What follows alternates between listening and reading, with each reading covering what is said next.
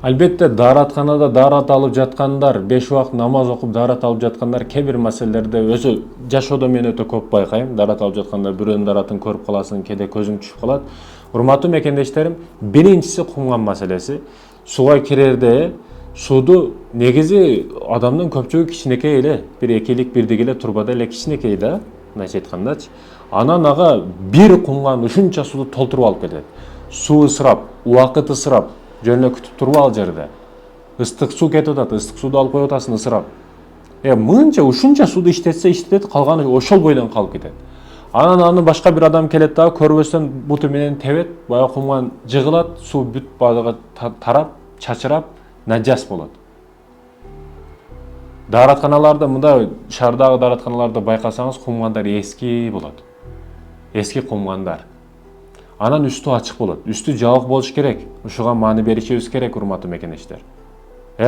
Пластмасса, жада калса пластмасса, мурдагылар, ошол дааратканасы башка, ажатканасы башка кылынган да, мурдагыларда. Анан бир кумган менен үстү жабык болгон, анан темирден болгон, оор болгон, анча-мынчага жыгылган эмес, ошону колдонуп эки жакка тең колдонгон. Бир адам колдонгон. Бир үй бүлөдө бир адам мисалы үчүн. Азыр коомдук жайларда болуп атат, пластмасса болуп атат, анан үстү ачыктагы болуп атат да. Ал жыгылат, мунусу келет, тебет, анан ичиге нажас кирет, дагы бир нерсе болот. Айтор күмөн бар да бул жерде. Күмөн бар. Ошондуктан үстү жабык болгону жакшы. Үстү жабык болуш керек. Ушуга аракет кылышыбыз керек. Даарат алып жатканда анан келишет. Чыканакты кошуп жуу, 4 парз бар даарат алууда деп бардыгы эсептеп айтат. Жүздү жуу, бутту жуу, бардыгы эсептеп айтып берет. Чыканакка чейин түргөн учурда кийимди чыканакка чейин гана түрүп коет да. Чыканактан өйдө эмес, Чыканактан өйдөрөөк түрүп, чыканакты кошо жуушубуз керек, урматтуу мекендештер. Чыканакты кошо жуулат. Көбү ушуну чыканага чейин гана түртөт, ушул жерге чейин жууп коет. Мен байкап аткан нерселер да, бул көрүп калган, кээде көз түшүп калган маселелер. Суу маселеси ысырап болуп эсептелет. Урматтуу мекендешим, суунун башында, океандын башында болсоң да сууду ысырап кылба, сууга түкүрбө, сууга какырба, сууду ысырап кылба.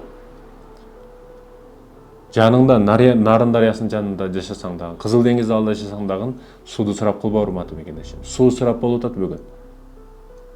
Мечиттер сууду дагы, светти дагы кафелер кымбат төлөгөн сыяктуу, мечиттер дагы ошондой кымбат төлөйт. Электр энергиясын башкасын айына 30 миң, 40 миң ошондой төлөйт.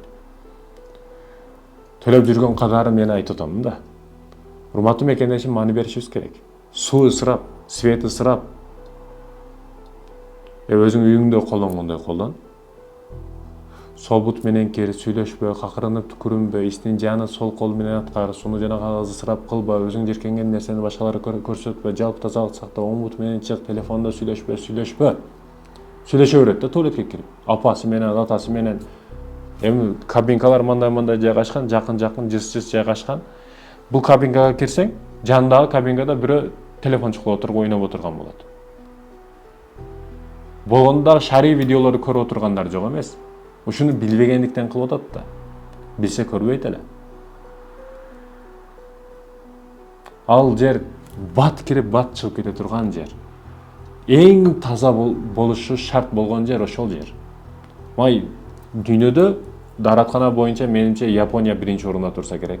Японияга барганда карасаңыз, даараткана унитаз отурганга кыжалат болосуң да. Биздин элитный квартира домдордогу жалтырап турган кафелерден дагы күчтүүрөөк жалтырап турат. Таптаза, ар дайым таптаза. Бул кирген адамдарга байланыштуу экен. Ал жердеги тазаланган адамдардан эмес. Себеби ар бир адам келип таптаза кылып калтырып чыгып кетет экен. Өзүң киргенде кандай болушун кааласаң, чыкканда да ошондой калтыр да, урматтуу мекендеш. Бизде бирөөнүкү деген түшүнүк бар да, ушул жаман ыплас түшүнүк ушул. Бирөөнүкү деп 7 кабат, 8 кабат бумагаларды иштетет. Өзүнүн акчасын алган жок. Урматтуу мекендешим, тазалык маселесин ойлонушубуз керек. Анан мечит курулду эмес, мечиттен кийинки маселелерди ойлонушубуз керек. ким карап атат, ким кылып атат эмгекти. Гүл эгип коюш оңой, бирок гүлдү ар дайым суу куюп, ар дайым көңүл берип, ар дайым карап туруш бул өтө кыйын маселе. Ошондуктан урматтуу мекендештерим, ойлонойлу, ойгонойлу. Даарат алып жатканда кээ бир маселеге маани берейли.